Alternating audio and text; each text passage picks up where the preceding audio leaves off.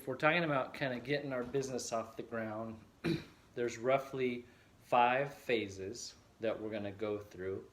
And in each phase, we want to ask what's our focus, the question we're trying to answer, our resources, and how we allocate them, and then the process that we're looking at.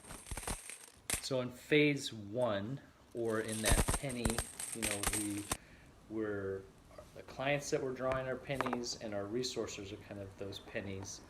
Our focus is exposure. We want to get our name out there. Do people even know that we exist is the question that we're trying to answer. And as far as resources, we want obviously the lowest cost because we have the lowest resources at this phase with the highest exposure. So looking for opportunities that we can get out in the community for free are golden, right? Can we get our name out there, and is it fairly low cost, high exposure? So that's a lot of the meetings that not everybody likes going to. And then internally, that process is we're trying to get some vision clarity. In phase 2, we've got some pennies in our piggy bank, so we've got a little bit of money to work with. So now we're looking for those nickels, right? Whatever source you're getting some of your clients from, you're starting to turn over a little better clients, a little higher projects. So our focus is creating credibility. We all know that you do business with people that you know, like, and trust. So if you've been hitting the exposure path and you've gotten some of that, now you're trying to establish credibility with the people that you're reaching out to. And the question you're trying to ask is, do people trust me, my company, and primarily to do what I say? Do they trust us to do what we say? And as you're allocating resources, now you're still trying to hit as many places as you can, but one of the turns is now it's as important who you're not going to do business with as who you are. So you're still not to the point where you can completely pick and choose, but you're starting to also learn that having a bad client is a lot more costly than just passing on a project or a client relationship. So in the last phase, we were looking at vision clarity. We're starting to clarify our values and how that coordinates with our organization.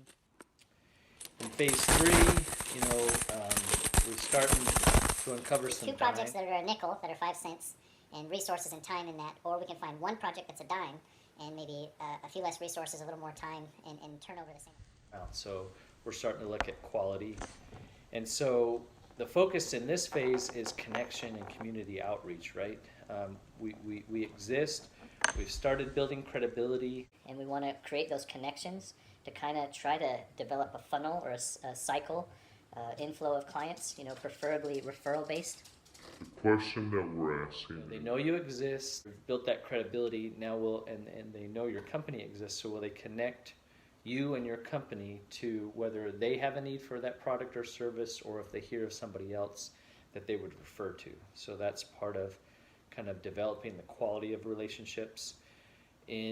As far as resources go, we now want to start setting the baseline for data tracking, for our return on investment, our ROI.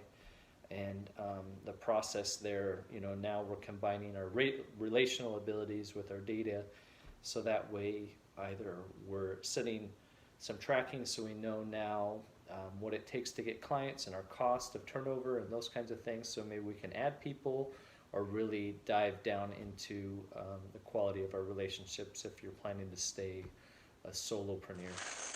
Now we're into phase 4, right, the quarters. So we've done our community outreach, right? We've got exposure, we're developing credibility, we've got community outreach, we're starting to do some data tracking. So now we really want the community development, the collaboration to expand our capacity and connections to just keep that cycle going.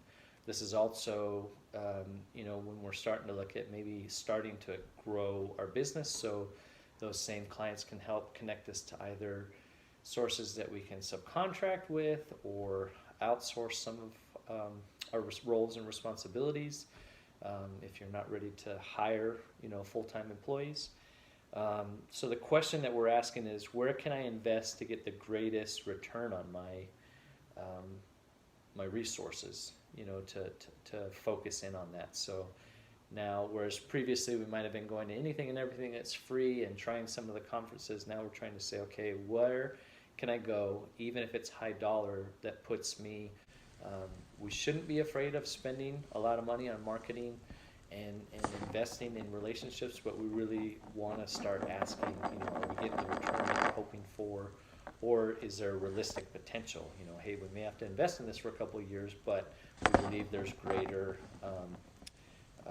return potential in this, and then we need to be tracking and refine that focus on ROI. And so we should by this point have real clarity on our vision, real clarity on our values, to the point where we can communicate that to clients and people that we're bringing on board, so that they're expanding that capacity, based on their character and skills. Any of those dollars, right? Again, there's, if you're trying to make $100,000, you could have one client that's $100,000, two clients that are $50,000, or four that are 25, or 10 that are 10,000, and you can break it down into increments. So a lot of it, if you're starting to track that data and see where your sources are coming from, and then where you're getting the best return on investment, then you can start to make some of those decisions. So data is important in that sense. You want to make sure your biggest resource is your time. You can't get that back. You can make more money, but you can never buy time or make more time. So that's something you want to keep in mind. I think that dollar phase is when you're starting to build your niches, right? You're starting to see, here's the industry and the client base that I'm attacking, and we found a niche that really works for us. And it seems a lot of the people that we're working with, if you can start to narrow in that funnel, spend your energy with people that you want to do business with, and that like you for what you have to offer, that value-based relationship long-term is going to provide a lot more ongoing work than, say, buying leads or spending a lot of money to get broad. So if you can spend a lot of money to be in your zone, you're going to get a greater return than just spending money over a broader area, or just really not targeting at all.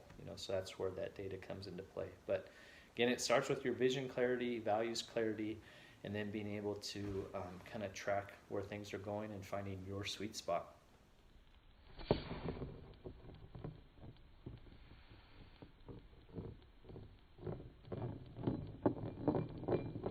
Finish him!